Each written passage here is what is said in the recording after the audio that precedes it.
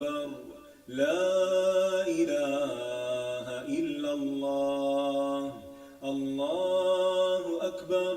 الله أكبر ولله الحمد. الله أكبر. الله أكبر. الله أكبر.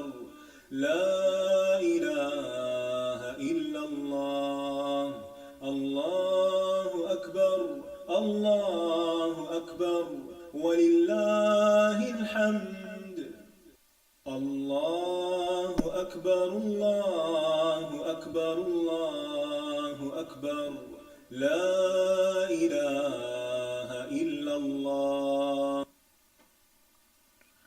نحمده ونصلي على رسوله الكريم اما بعد فاعوذ بالله من الشيطان الرجيم بسم الله الرحمن الرحيم رب اشرح لي صدري ويسر لي امري واحلل عقدة من لساني يفقهوا قولي. السلام علیکم ورحمۃ اللہ وبرکاتہ. آج سے ہم اپنے پروگرام قرآن کے موتی کا آغاز کر رہے ہیں اللہ کے نام سے. مومن اپنے ہر کام کا آغاز بسم اللہ سے کرتا ہے، اللہ کے نام سے کرتا ہے، کیونکہ اللہ ہی نے ہمیں پیدا کیا ہے، اللہ ہی ہمیں رزق دے رہا ہے، اللہ ہی کی طرف ہمیں لوٹ کر جانا ہے. لہذا ہمیں اس زندگی میں ہر کام کرتے ہوئے اپنے رب کو یاد رکھنا چاہیے. قرآن مجید کا آغاز بھی اللہ سبحانہ تعالیٰ نے بسم اللہ سے کیا، اور ہمارے لیے یہی مشروع کیا کہ ہم اپنا ہر قول اور عمل بسم اللہ کے ساتھ شروع کریں. پہلی وحی کا آغاز بھی اللہ کے نام کے ساتھ ہوا. جبریل امین نے پہلی مرتبہ جب نبی صلی اللہ علیہ وسلم کو قرآن مجید کی پہلی آیت سکھائی تو فرمایا اقرأ بسم ربک الذی خلق، اپنے رب کے نام سے پڑھ جس نے پیدا کیا. تو گویا عبادت ہو یا ہمارے دنیا کے کام ہوں، ان سب میں ہمیں اپنے رب کو یاد رکھنا ہے، اور اس کے بے شمار فائدے بھی ہیں.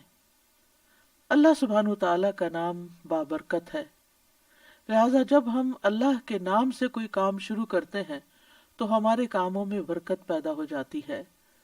قرآن مجید میں آتا ہے تبارک اسم ربک ذو الجلال والاکرام، بہت بابرکت ہے تیرے رب کا نام جو بہت عظمت والا، اکرام والا ہے.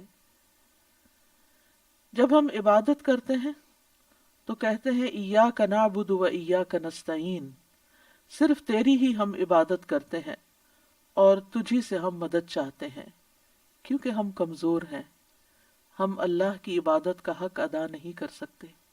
اس لیے کوئی بھی کام جو عبادت کی نوعیت سے تعلق رکھتا یعنی خاص عبادات سے، ان کے آغاز میں بھی اللہ کا نام لینا چاہیے، کیونکہ اس سے اللہ کی مدد حاصل ہوتی ہے.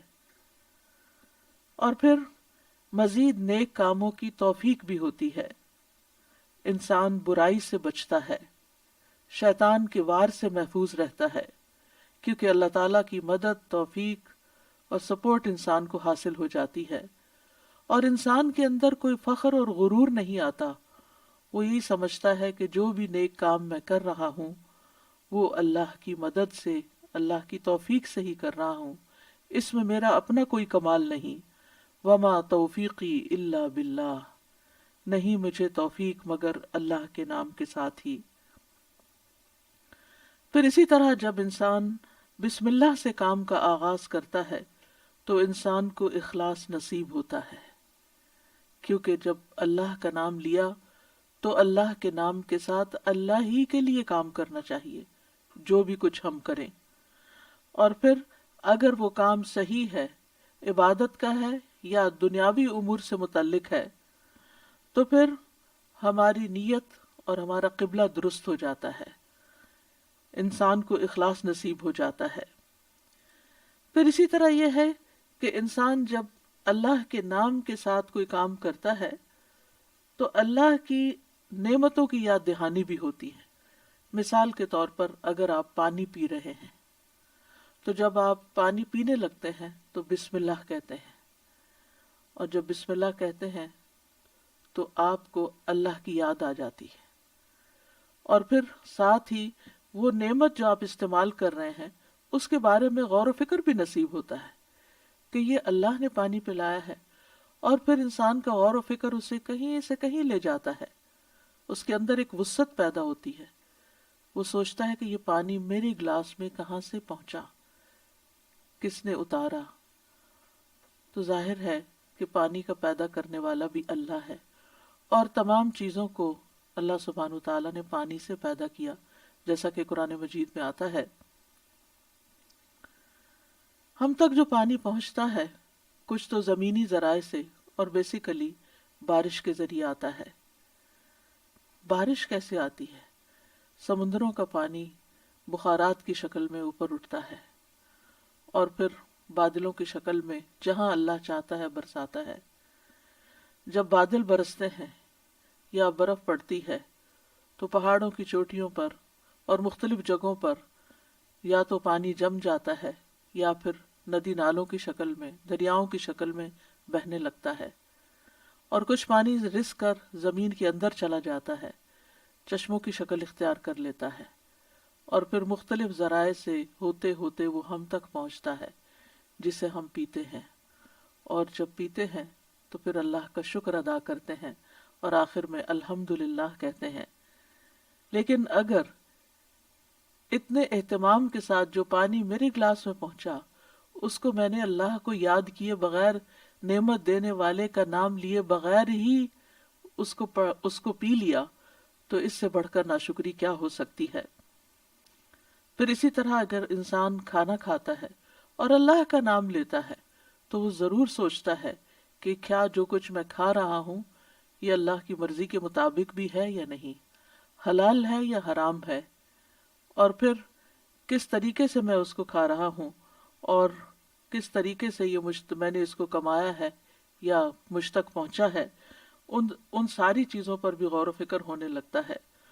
تو گویا بسم اللہ پڑھنا بار بار انسان کو اللہ کی یاد دلاتا ہے، اور اس طرح انسان اللہ کی اطاعت کی طرف مائل ہوتا ہے، اللہ کی دی ہوئی نعمتوں کو اللہ کی رضا میں استعمال کرتا ہے، اور اللہ کو یاد کرتے ہوئے اللہ کا قرب حاصل کر لیتا ہے۔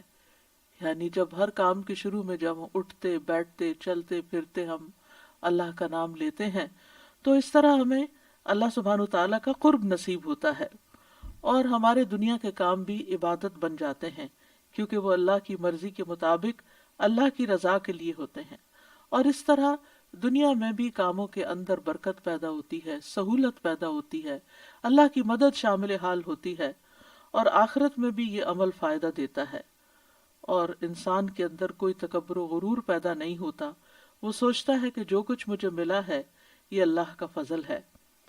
پھر ہم دیکھتے ہیں کہ انبیاء کا طریقہ بھی یہی رہا ہے۔ نوح علیہ السلام کے بارے میں آتا ہے کہ جب وہ کشتی پر سوار ہوئے تو انہوں نے دعا پڑھی، اس کا آغاز بھی بسم اللہ سے کیا، بسم اللہ مجریہا و مرساہا۔ اسی طرح سلیمان علیہ السلام نے ملکہ سبا کو جو خط لکھا اس کے آغاز میں بھی بسم اللہ لکھا۔ پھر اسی طرح ہم دیکھتے ہیں کہ نبی صلی اللہ علیہ وسلم متعدد مقامات پر بسم اللہ کی تعلیم دیتے ہیں، جس کے بارے میں آگے ہم متعدد احادیث میں دیکھیں گے کہ کس طرح آپ صلی اللہ علیہ وسلم کی زندگی کا ایک اہم حصہ تھا بسم اللہ پڑھنا، اور جس کام کا آغاز اچھا ہو جائے اس کا انجام بھی اچھا ہوتا ہے۔ قرآن مجید کا آغاز بھی بسم اللہ کے ساتھ ہو رہا ہے، اور بسم اللہ قرآن مجید کی ایک مستقل آیت ہے، یعنی یہ کہ سورۃ الفاتحہ یہ کسی اور سورت میں داخل نہیں ہے، ہر سورت کے شروع میں اسے الگ آیت کے طور پر لکھا گیا ہے، اور اس میں ہم دیکھتے ہیں کہ سورۃ التوبہ جو ہے اس سے پہلے بسم اللہ نہیں ہے، کیونکہ بسم اللہ سے امان حاصل ہوتی ہے، اور سورۃ التوبہ کے شروع میں امان سے یعنی کہ مشرکین کو امان سے نکالا جا رہا ہے، بری ذمہ کیا جا رہا ہے۔ تو بہرحال آغاز ہوتا ہے قرآن مجید کا بسم اللہ الرحمن الرحیم کے ساتھ، یعنی میں اللہ کی مدد طلب کرتے ہوئے اپنی قرات کو اللہ کے نام سے شروع کرتا ہوں۔ اور پھر اس میں اللہ سبحانہ تعالیٰ کے نام اللہ کے علاوہ دو صفات کا ذکر ہے۔ الرحمن، ایسی ذات جس کی رحمت تمام مخلوق پر چھائی ہوئی ہے، اور الرحیم، ایسی ذات جو مومنوں پر آخرت میں بھی رحم فرمائے گی۔ جہاں تک لفظ اللہ کا تعلق ہے تو اس کو اسم الجلالہ بھی کہتے ہیں۔ اللہ کی اصل الالہ ہے، اور لغت عرب میں الہ 4 معنوں پر بولا گیا ہے۔ نمبر 1 المعبود، جس کی عبادت کی جائے۔ نمبر 2 الملجأ، جس کی پناہ لی جائے۔ نمبر 3 المفزوع الیہ، گھبراہٹ میں جس سے مدد حاصل کی جائے۔ نمبر 4 المحبوب، وہ محبوب جس کے ساتھ عظیم محبت ہو اور اس کے بارے میں عقلیں حیران ہو جائیں۔ تو اللہ کا لفظ اللہ سبحانہ تعالیٰ کا اسم ذات ہے، یعنی ذاتی نام ہے، سب ناموں سے عظیم اور اعلیٰ ہے، اور یہ جلیل القدر نام اللہ سبحانہ تعالیٰ کے جتنے بھی باقی نام ہیں وہ سب اسی نام کی طرف لوٹتے ہیں، یعنی وہ اللہ ہی کے نام اور اللہ ہی کی صفات ہیں۔ اور اس کو امام غزالی کہتے ہیں کہ یہ اللہ تعالیٰ کے ناموں میں سے سب سے زیادہ عظیم نام ہے، کیونکہ یہ اس ذات الہی پر دلالت کرتا ہے جو تمام صفات الہیہ کو جمع کرنے والی ہے، یہاں تک کہ کوئی بھی صفت اس سے جدا اور علیحدہ نہیں ہو سکتی۔ یعنی اللہ تعالیٰ کے جتنے بھی باقی اچھے اچھے نام ہیں وہ سب اللہ ہی کے نام ہیں۔ وَلِلَّهِ الْأَسْمَاءُ الْحُسْنَى، کہ اللہ ہی کے لیے ہیں اچھے اچھے نام۔ سورۃ الاسراء میں آتا ہے قُلِ ادْعُوا اللَّهَ أَوِ ادْعُوا الرَّحْمَٰنَ أَيَّمَّا تَدْعُوا فَلَهُ الْأَسْمَاءُ الْحُسْنَى، کہہ دیجئے کہ اللہ کو پکارو یا رحمان کو پکارو، تم جس کو بھی پکارو گے سو بہترین نام اسی کے ہیں۔ اسی طرح سورۃ الحشر میں آتا ہے هُوَ اللَّهُ الْخَالِقُ الْبَارِئُ الْمُصَوِّرُ لَهُ الْأَسْمَاءُ الْحُسْنَى، وہ اللہ ہی ہے جو خاکہ بنانے والا ہے، گھڑنے ڈھالنے والا ہے، صورت بنا دینے والا ہے، سب اچھے اچھے نام اسی کے ہیں۔ اسی کی تسبیح کر رہی ہے ہر وہ چیز جو آسمانوں اور زمین میں ہے، وہی سب پر غالب، کمال حکمت والا ہے۔ تو اس لیے بہت ضروری ہے کہ جب ہم بسم اللہ مختلف مقامات پر کہتے ہیں تو ہمیں اللہ کی پہچان بھی ہونی چاہیے۔ اللہ سبحانہ تعالیٰ کو پہچاننا بھی ضروری ہے، اور اس کی پہچان اس کی نشانیوں کے ساتھ بھی ہوتی ہے جو کائنات میں پھیلی ہوئی ہیں، اس کی پہچان اس کی کتاب کے ذریعے بھی ہوتی ہے، اور اس کی پہچان نبی صلی اللہ علیہ وسلم نے بھی کروائی ہے۔ لہٰذا اگر ہم اللہ تعالیٰ کو پہچانیں گے تو ہم صحیح طور پر پورے شعور کے ساتھ بسم اللہ ادا کریں گے۔ بلحجیم قبیلے کے ایک آدمی سے روایت ہے، وہ کہتے ہیں کہ میں نے پوچھا ہے اللہ کے رسول آپ کن چیزوں کی دعوت دیتے ہیں؟ نبی صلی اللہ علیہ وسلم نے فرمایا میں اس اللہ کی طرف دعوت دیتا ہوں جو یکتا ہے۔ قال ادعو الی اللہ وحدہ، وہ اللہ کون ہے؟ اللہ وہ اللہ کہ جب تم پر کوئی مصیبت آتی ہے اور تم اسے پکارتے ہو تو وہ تمہاری مصیبت دور کر دیتا ہے، اور جب تم کسی بیابان اور جنگل میں راستہ بھول جاؤ اور اس سے دعا کرو تو وہ تمہیں واپس پہنچا دیتا ہے، جب تم قحط سالی میں مبتلا ہوتے ہو اور اس سے دعا کرتے ہو تو وہ پیداوار ظاہر کر دیتا ہے، یعنی تمہارے سب کام وہی بناتا ہے۔ لیکن یہاں خاص طور پر اس آیت کے اندر، یعنی بسم اللہ الرحمن الرحیم کے اندر، اللہ سبحانہ تعالیٰ نے اپنا جو تعارف کرایا ہے، اپنی جو پہچان کرائی ہے، وہ اپنی صفت رحمت کے ساتھ کروائی ہے کہ کون ہے اللہ؟ وہ جو بے حد مہربان، بہت ہی زیادہ مہربان۔ الرحمن فعلان کے وزن پر مبالغے کا صیغہ ہے کہ جو بہت ہی زیادہ، یعنی انسان کی عقل اس کو کمپریہنڈ کر ہی نہیں سکتی کہ وہ کتنا مہربان ہے۔ اور پھر مزید اسی صفت سے، صفت رحمت ہی سے الرحیم کا لفظ آیا کہ جو بار بار رحم کرنے والا ہے. لہذا اللہ سبحانہ و تعالی وہی ہے جو اپنی رحمتیں نچھاور کرتا ہے، اور رحمت کا مطلب ہے نرمی اور شفقت کرنے والا. گویا اللہ سبحانہ و تعالی کی صفات میں اللہ تعالیٰ کے اپنے بندوں کے ساتھ، اپنی مخلوق کے ساتھ معاملہ کرنے میں نرمی اور شفقت ہے. اور رحمان اور رحیم دونوں صفات اللہ ہی کی ہیں، دونوں نام اللہ ہی کے ہیں، لیکن دونوں میں تھوڑا فرق ہے. رحمان ایسی رحمت والا جس کی رحمت دنیا کی تمام مخلوقات کو اور آخرت میں مومنوں کو بھی شامل ہے، یعنی یہ رحمت عام ہے. اور اسی نام سے اللہ سبحانہ تعالیٰ نے اپنے آپ کی پہچان کروائی کہ الرحمن علی العرش استویٰ، وہ بے حد رحم فرمانے والا عرش پر بلند ہوا. اور رحیم سے مراد ایسی رحمت والا کہ جو قیامت کے دن صرف مومنوں کے لیے ہوگی. اور ہم جانتے ہیں کہ اللہ سبحانہ تعالیٰ کی رحمت کے 100 حصے ہیں، جس میں سے صرف ایک حصہ دنیا میں اتارا ہے، باقی اللہ سبحانہ تعالیٰ نے آخرت کے لیے، یعنی اس کی باقی رحمتیں 99 جو ہیں وہ آخرت کے لیے ہیں، جس کی بنا پر وہ بندوں کی بخشش فرمائے گا. یہاں دونوں ناموں کو اکٹھا کیوں کیا گیا ہے؟ اللہ سبحانہ تعالیٰ کے دونوں نام الرحمن اور رحیم کا مل کر آنا اللہ سبحانہ تعالیٰ کی رحمت کے مزید کمال کو بیان کرتا ہے. اور اس کے بارے میں ابن القیم رحمہ اللہ کہتے ہیں کہ جہاں تک الرحمن اور رحیم دونوں ناموں کو جمع کرنے کا تعلق ہے تو اس کا معنی ان دونوں معنوں سے اچھا ہے جو معنی ان کے الگ الگ بیان کیے جاتے ہیں، یعنی وہ مزید جمع ہو جاتا ہے. اور وہ یہ ہے کہ الرحمن اللہ کی قائم صفت پر دلالت کرتا ہے، اور لفظ الرحیم اللہ کی مخلوق پہ کی جانے والی رحمت سے تعلق رکھتا ہے. پس نام اللہ یعنی پہلا نام جو ہے اللہ کی ذاتی صفت یعنی ذاتی صفت رحمت پہ دلالت کرتا ہے، اور دوسرا نام اللہ کے فعل پر دلالت کرتا ہے کہ اللہ اپنی رحمت کے ساتھ مخلوق پر رحم فرماتا ہے. اور ابن قیم یہ بھی کہتے ہیں کہ ان دونوں صفات کو جمع کرنے کا یہ فائدہ ہے کہ اللہ نے دنیا میں جلد اور آخرت میں بعد میں واقع ہونے والی رحمت کی خبر دی ہے، اور اللہ کی خاص اور عام رحمت کے متعلق خبر دی گئی ہے. اور اللہ کی رحمت اس کے غضب پر غالب ہے.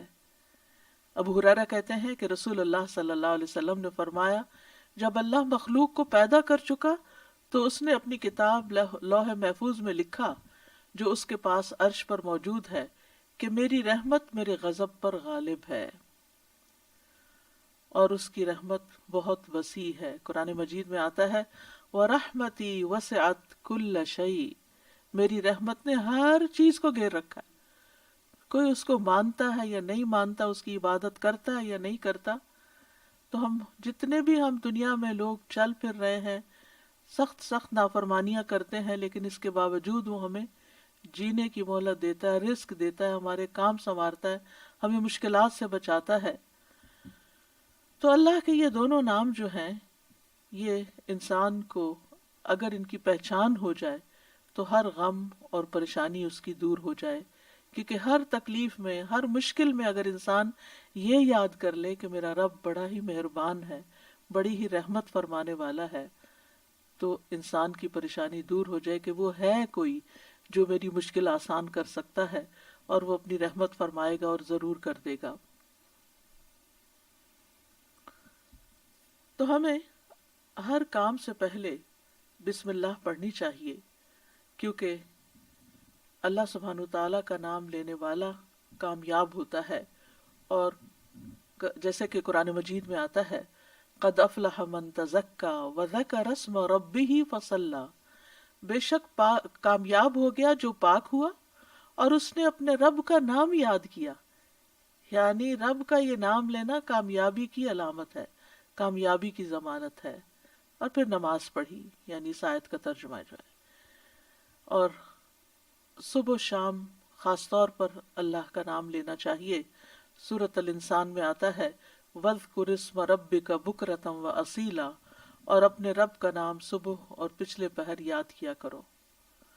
تو بہرحال اللہ کا نام لینا برکت کا سبب ہے.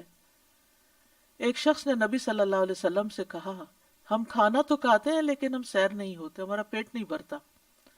آپ نے فرمایا شاید تم الگ الگ کھاتے ہو، اپنے کھانے پہ جمع ہو جایا کرو اور کھانے کے وقت اللہ کا نام لیا کرو، وہ تمہارے لیے اس کھانے میں برکت ڈال دے گا۔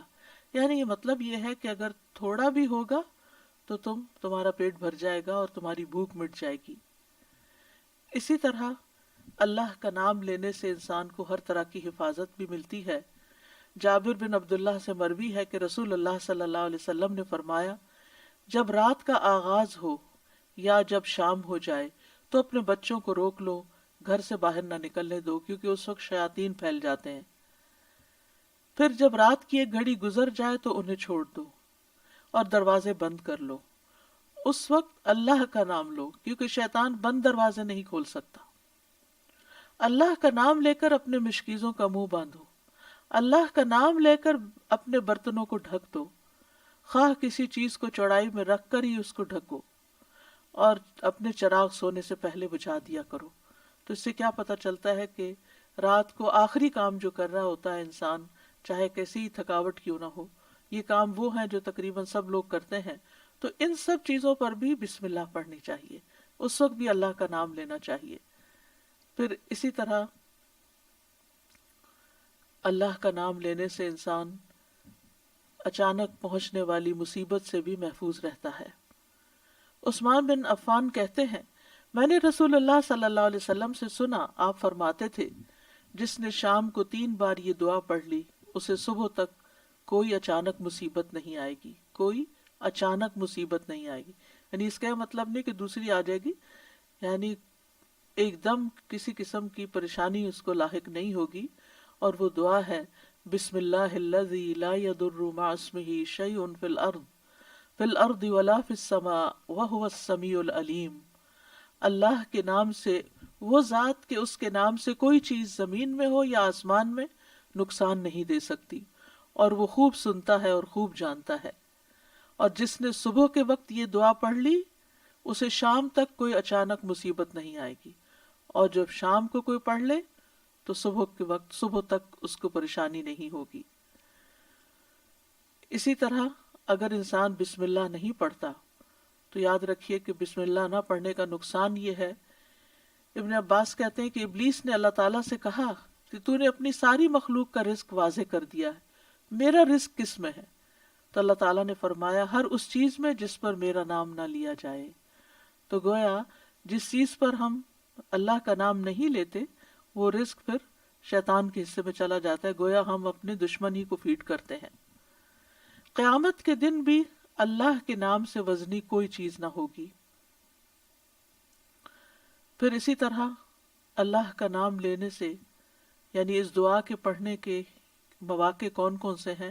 نمبر 1، ہر کام شروع کرنے سے پہلے، تاکہ اس میں برکت اور مدد حاصل ہو، اس کے اندر قبولیت ہو، ہمیں اخلاص نصیب ہو۔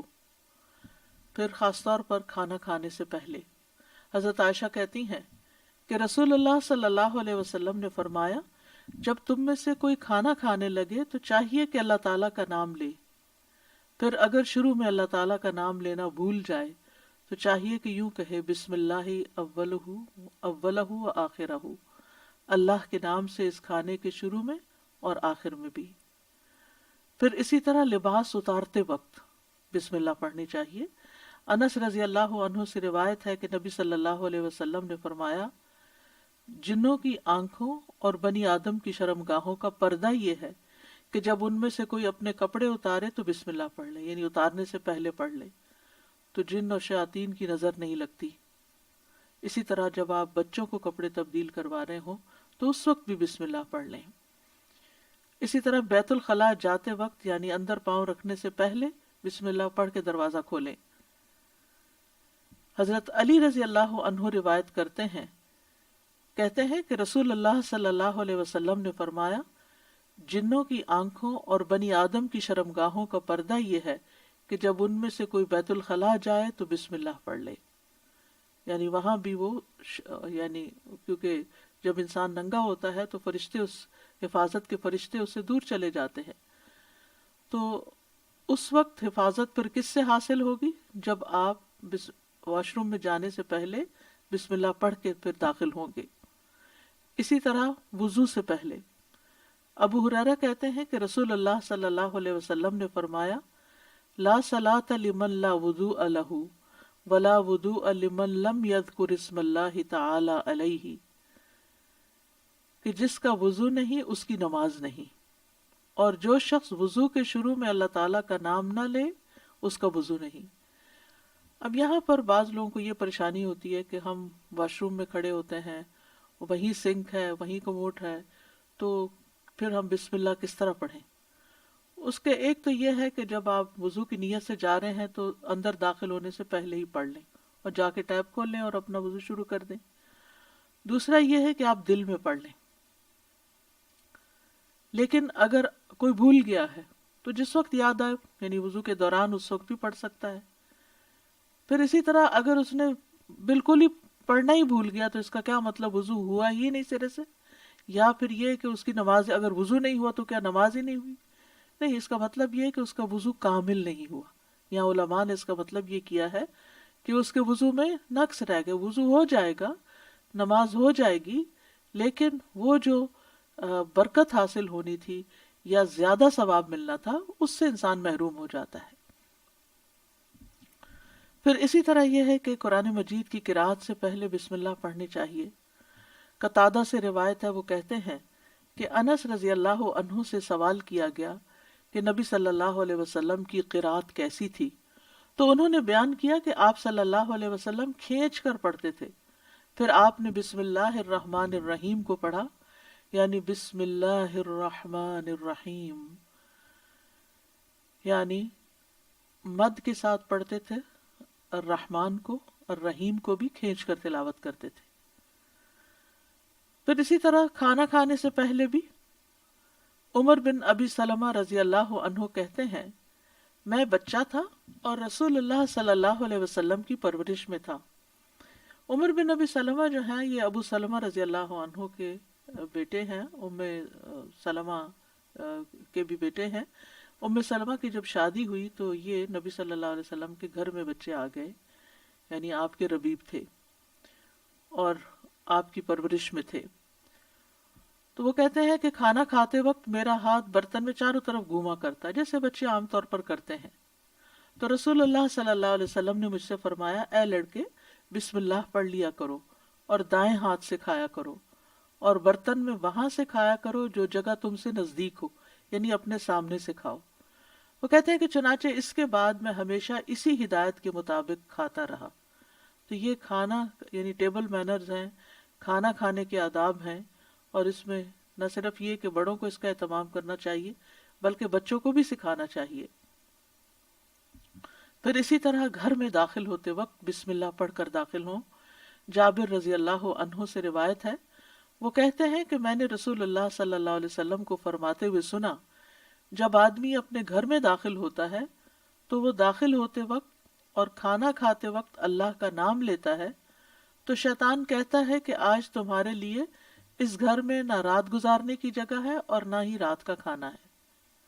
اور اگر وہ داخل ہوا لیکن اپنے داخل ہوتے ہوئے اللہ کا نام نہ لیا تو کہتا ہے تم نے رات گزارنے کی جگہ پا لی. اور اگر اپنے کھانا کھانے کے وقت اللہ کا نام بھی نہ لے انسان تو شیطان کہتا ہے تم نے رات گزارنے کی جگہ اور رات کا کھانا پا لیا. یعنی ہماری چیزوں میں پھر اس کی شراکت ہو جاتی ہے.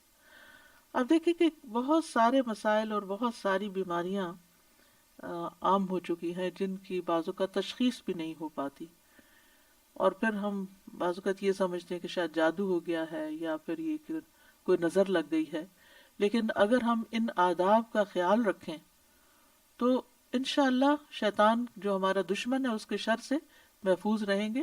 نہ صرف یہ کہ خود اپنے لیے بلکہ اپنے گھر والوں کے لیے بھی ان کو تعلیم بھی دیں اور ان کو یاد دہانی بھی کرائیں، اور ان کی پروٹیکشن کا انشاءاللہ بہترین سر و سامان ہوگا. اسی طرح رات کو سونے سے پہلے بسم اللہ پڑھ کر بستر جھاڑنا چاہیے. رسول اللہ صلی اللہ علیہ وسلم نے فرمایا، صحیح مسلم کی روایت ہے، جب تم میں سے کوئی اپنے بستر پر جائے تو اسے چاہیے کہ وہ اپنے تہبند کا کونا پکڑے اور اس سے اپنا بستر جھاڑ لے.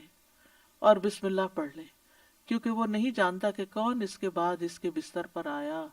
یہ بات بڑی اہم ہے کہ کون، وہ نہیں جانتا. تو اس سے یعنی کہ صرف انسان نہیں بلکہ جن ملکوں کے اندر بچھو، کیڑے مکوڑے عام گھومتے پھرتے ہیں اور خاص طور پر گرمیوں کے موسم میں نکل آتے ہیں، یہ لوگ کھلی چھت میں یا کھلی فضا میں سوتے ہیں، تو بعضوں کا چارپائیاں سارا دن وہیں بچھی رہتی ہیں، تو معلوم نہیں کہ بستر کے اندر یا بیڈ کے اندر کون سی ایسی چیز گھس گئی کہ جس کو جھاڑنے سے وہ نکل جائے گی. دوسرا یہ کہ بعض اوقات یہ جو ہمارے سارا دن بنے ہوئے بستر رہتے ہیں، تو اس کے بارے میں علماء کہتے ہیں کہ بعض اوقات جنات بھی ان پہ آ کر لیٹ جاتے ہیں. تو کئی لوگوں کو بری بری خوابیں آتی ہیں، رات کو ان کی نیند ڈسٹرب رہتی ہے. لیکن اگر آپ یہ مسنون عمل کریں تو ایسی چیزوں میں کمی واقع ہو جاتی ہے. تو یہاں پر نبی صلی اللہ علیہ وسلم نے تہبند کا کونا فرمایا. آپ کوئی بھی کپڑا لے سکتے ہیں، کوئی ٹاول لے سکتے ہیں، اپنا دوپٹے کا ہی کونا پکڑ کے ایک اس سے جھاڑ دیں. اور یہ بھی کہا جاتا ہے کہ ہم جب ایک رات سوتے ہیں تو وہ ڈیڈ سیل جو ہوتے ہیں وہ بستر پر ہی رہ جاتے ہیں، اور وہ بھی کئی بیماریوں کا باعث بنتے ہیں جب وہ بستر پر ہی لگے رہتے ہیں اور ان کو جھاڑا نہیں جاتا. تو بہرحال گرد و غبار ہو یا ڈیڈ سیلز ہوں یا کیڑے مکوڑے ہوں یا کچھ بھی نہ ہو، تب بھی نبی صلی اللہ علیہ وسلم نے جو طریقہ سکھایا ہے اس پر عمل کرنا چاہیے. اسی طرح جب آپ صلی اللہ علیہ وسلم اپنے بستر پر تشریف لے جاتے تو فرماتے اللہم بسمک احیا و اموت، یعنی اس وقت بھی بسم اللہ پڑھتے. اے اللہ تیرے نام کے ساتھ میں زندہ ہوتا ہوں اور تیرے نام کے ساتھ میں مرتا ہوں. اسی طرح سوار ہوتے وقت بھی بسم اللہ پڑھنا چاہیے. ابو لاس الخزائی رضی اللہ عنہ سے مروی ہے، کہتے ہیں کہ رسول اللہ صلی اللہ علیہ وسلم نے ہمیں حج کے لیے صدقہ کے اونٹوں میں سے ایک کمزور اونٹ پہ سوار کیا. تو ہم نے عرض کیا یا رسول اللہ، ہمیں لگتا ہے یہ اپنی کمزوری کے سبب ہمارا بوجھ نہیں اٹھا سکے گا. تو آپ صلی اللہ علیہ وسلم نے فرمایا ہر اونٹ کی کوہان پر ایک شیطان ہوتا ہے، جب تم اس پر سوار ہونے لگو تو اللہ کا نام لے کر سوار ہو جیسا کہ تمہیں حکم دیا گیا، پھر اسے اپنے قابو میں کر لو، اللہ اسے سواری کے قابل کر دے گا.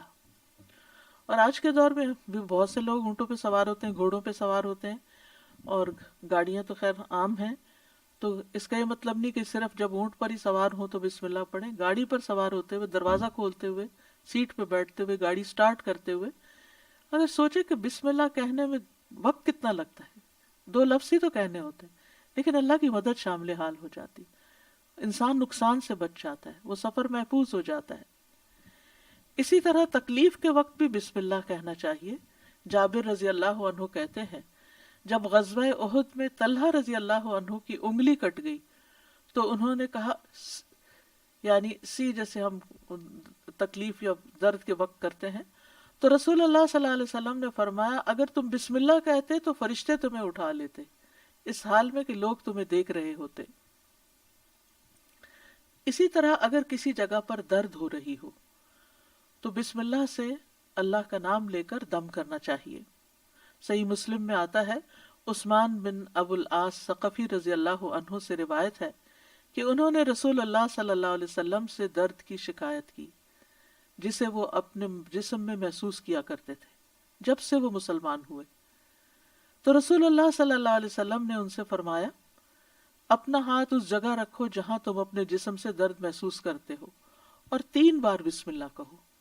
یہاں اس حدیث سے یہ پتہ چلتا ہے کہ جہاں شدت زیادہ ہو تکلیف وغیرہ کی وہاں بسم اللہ کو ریپیٹ بھی کیا جا سکتا ہے. 3 مرتبہ بسم اللہ کہو اور 7 مرتبہ یہ پڑھو اعوذ باللہ و قدرتہ من شر ما اجد و احاذر، میں اللہ کی ذات اور اس کی قدرت سے ہر اس چیز سے پناہ مانگتا ہوں جسے میں محسوس کرتا ہوں اور جس سے میں خوف کرتا ہوں. تو آپ خود بھی اور بچوں کو بھی یہ دعا سکھا دیں، کہیں چوٹ لگ جائے، کہیں درد ہو رہا ہو، اور بعض اوقات ایسے لا علاج مرض ہوتے ہیں کہ تکلیف ہوتی ہے لیکن ڈائگنوز نہیں ہوتی، تو اللہ کے نام سے انسان مدد حاصل کرتا رہے اللہ کی، تو ایسی تکلیفیں دور ہو جاتی ہیں. اور پورے یقین کے ساتھ یہ کرنا چاہیے، اور وہ تمام چیزیں جو نبی صلی اللہ علیہ وسلم نے سکھائیں وہ سنت زندہ بھی کرنی چاہیے، اور یہ یقین رکھتے ہوئے کہ یہ سب کچھ وحی کے ذریعے آپ کو بتایا گیا تھا، یعنی آپ نے اپنی خواہش نفس سے یہ باتیں نہیں سکھائیں یا کوئی تیر تکے سے نہیں بتائیں، بلکہ آپ کو سکھائی گئی تھی۔ اسی طرح ہم دیکھتے ہیں کہ جب آپ بیمار ہوئے تو جبریل علیہ السلام آپ کی خدمت میں تشریف لائے اور فرمایا اے محمد آپ بیمار ہو گئے ہیں؟ آپ صلی اللہ علیہ وسلم نے فرمایا ہاں۔ جبریل علیہ السلام نے فرمایا بسم اللہ ارقیک من کل شیء یؤذیک من شر کل نفس او عین او حاسد اللہ یشفیک بسم اللہ ارقیک، اور یوں بھی روایت میں آتا ہے او عین حاسد اللہ یشفیک بسم اللہ ارقیک، میں آپ کو اللہ کے نام سے دم کرتا ہوں، آپ کو تکلیف دینے والی ہر چیز سے، ہر جان یا ہر آنکھ یا حاسد کے شر سے اللہ آپ کو شفا دے، میں آپ کو اللہ کے نام سے دم کرتا ہوں۔ تو اس میں آپ دیکھیے کہ ہر تکلیف دینے والی چیز سے، بعض اوقات انسان کھانا ہی ایسا کھا لیتا ہے کہ جس سے بیمار پڑ جاتا ہے، یا کوئی ایسا خواب دیکھ لیتا ہے کہ جس کو پریشان کرتا ہے، سٹریس میں ڈال دیتا ہے اور اس سے انسان بیمار ہو جاتا ہے، یا اسی طرح بعض لوگوں کی نظر لگ جاتی ہے، بعض لوگوں کا حسد ہوتا ہے۔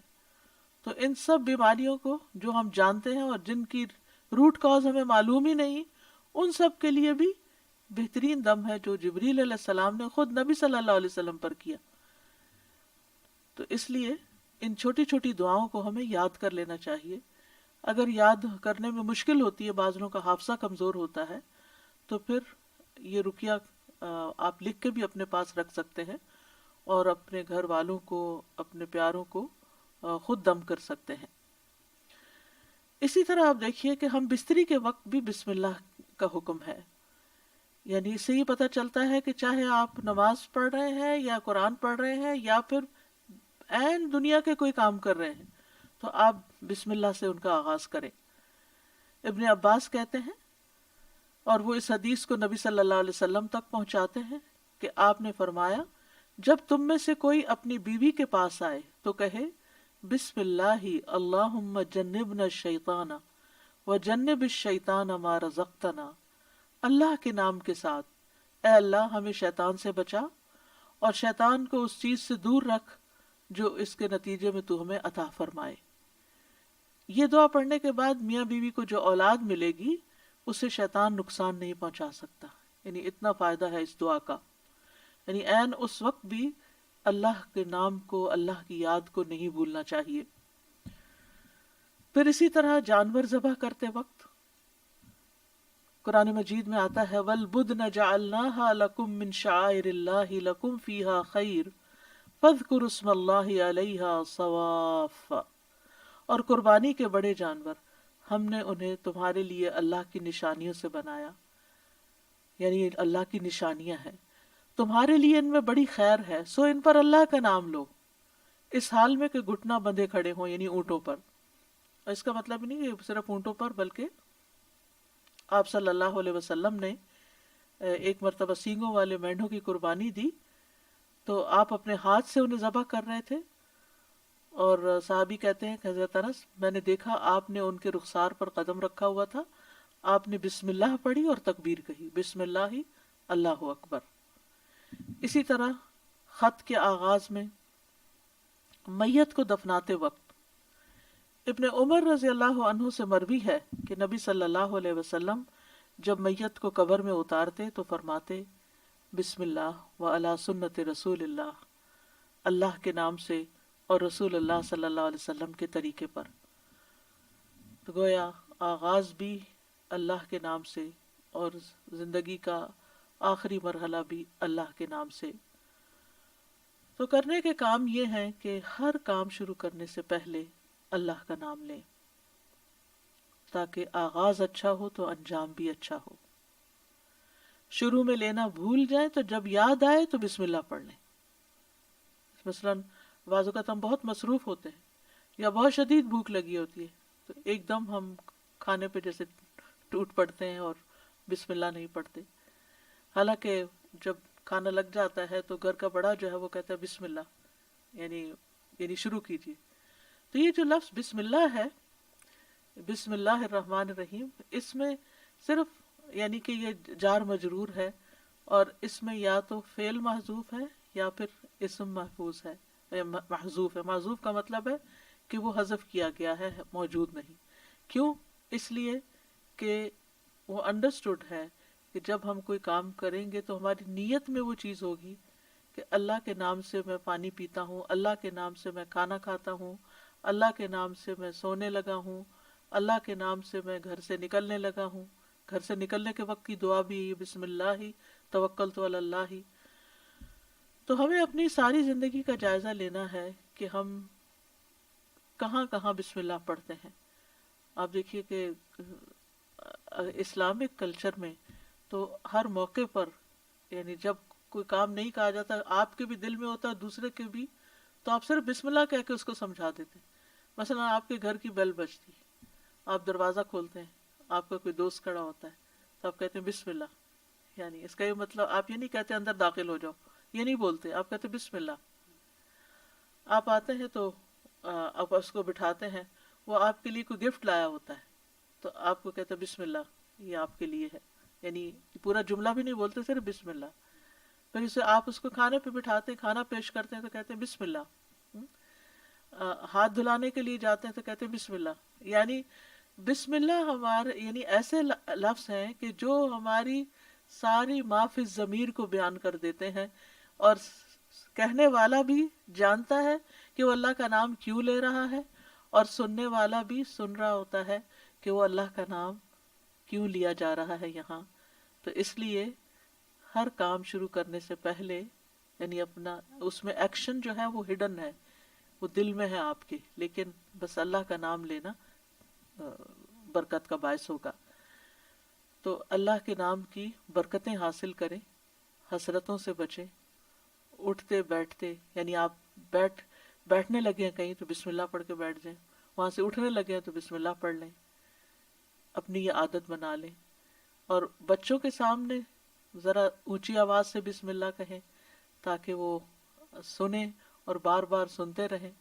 مجھے یاد ہے بچپن میں جب کوئی بچہ گر جاتا تھا تو ہماری پھوپھی ہمارے ساتھ رہتی تھی، تو اس وقت بھی بسم اللہ پڑھتی، پھر اٹھاتے ہوئے، پھر اس چوٹ کو سہلاتے ہوئے، یعنی ہر دوسرے کام میں بسم اللہ بسم اللہ۔ بچوں کو دودھ پلاتے ہوئے، بچوں کو اٹھاتے ہوئے، ان کو چینج کرتے ہوئے، تو یہ یعنی بسم اللہ ہماری گھٹی میں پڑ جانی چاہیے کہ ہم کوئی کام اللہ کی یاد کے بغیر نہ کریں۔ جس سے انسان کو محبت ہوتی ہے وہ اس کے دل میں رہتا ہے اور اس کو ہمیشہ وہ یاد کرتا رہتا ہے۔ تو جو لوگ اللہ سے محبت کرتے ہیں، اور اللہ کا لفظ کا تو معنی ہی کیا ہے، ایک معنی یعنی مألوہ، یعنی جس سے شدید محبت کی جاتی ہے، جیسے اردو میں لفظ والہانہ کہتے ہیں آپ، والہانہ جس سے محبت کی جاتی ہے۔ تو اگر ہم اس کو اپنا اللہ سمجھتے ہیں، محبوب سمجھتے ہیں، اور اس سے والہانہ محبت کرتے ہیں، اور اس کی طرف پناہ لینا چاہتے ہیں، اپنے دشمن سے بچنا چاہتے ہیں، تو پھر اس کے لیے آپ اپنی عادت بنا لیں۔ اور جتنے مقامات کا میں نے ذکر کیا ہے ان پر تو خاص طور پر بسم اللہ کہنا نہ بھولیں۔ انشاءاللہ آپ دیکھیں گے کہ اس کی برکت سے، کہتے ہیں نا بسم اللہ کی برکت، تو بسم اللہ کی برکت سے آپ کی زندگی کے بہت سے کام آسان ہوں گے، بہت سی پریشانیوں سے نجات ملے گی۔ تو آئیے ایک دفعہ ہم خوبصورت آواز میں بسم اللہ سن لیتے ہیں۔ بسم اللہ الرحمن الرحیم، بسم اللہ الرحمن الرحیم،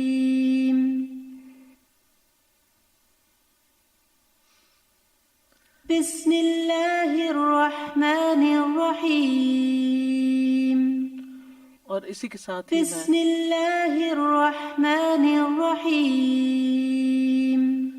اس کے ساتھ ہی میں آپ سے اجازت لیتی ہوں۔ انشاءاللہ اب دورہ قرآن کا وقت ہو گیا ہے۔ جو لوگ الہدیٰ لائیو پر ہیں وہ فیس بک پر یا زوم پر چلے جائیں، اور انشاءاللہ فیس بک اور یوٹیوب اور زوم پر انشاءاللہ دورہ قرآن پیش کیا جائے گا، اور کل انشاءاللہ اسی وقت 2 بجے پھر آپ کے ساتھ دوسرے پارے سے ایک آیت کا انتخاب کر کے آپ کے ساتھ بات چیت ہوگی۔ اس وقت تک کے لیے آپ سب کو اللہ کی حفاظت میں دیتی ہوں۔ اللہ سبحانہ و تعالی ہمارا یہ رمضان کا مہینہ، کیونکہ یہ رمضان اسپیشل ہے، رمضان کے سلسلے کی ایک کڑی ہے، اور اس وجہ سے اس کو رکھا گیا ہے، یعنی ہر پارے سے صرف ایک آیت کو سلیکٹ کیا گیا ہے تاکہ ہم ایک آیت کو سمجھ بھی جائیں اور اس کو اپنی زندگی میں لے آئیں، تاکہ ہمارا علم ہم پر بوجھ نہ ہو، ہمارے لیے عمل کرنا آسان ہو۔ یعنی کبھی یہ روایت رہی کہ ایک دن میں ایک سپارہ پورا پڑھ لیا جائے، کبھی تیز بارش ہوتی ہے، اور کبھی ایک دن میں بس ایک آیت ہی سمجھ لی جائے۔ تو اصل مقصد کیا ہے؟ تدبر اور عمل، کہ ہم غور و فکر بھی کریں اور اس کے ساتھ ساتھ عمل بھی کریں۔ وآخر دعوانا ان الحمد للہ رب العالمین، سبحانک اللہم وبحمدک، اشہد ان لا الہ الا انت، استغفرک واتوب الیک۔ السلام علیکم ورحمۃ اللہ وبرکاتہ۔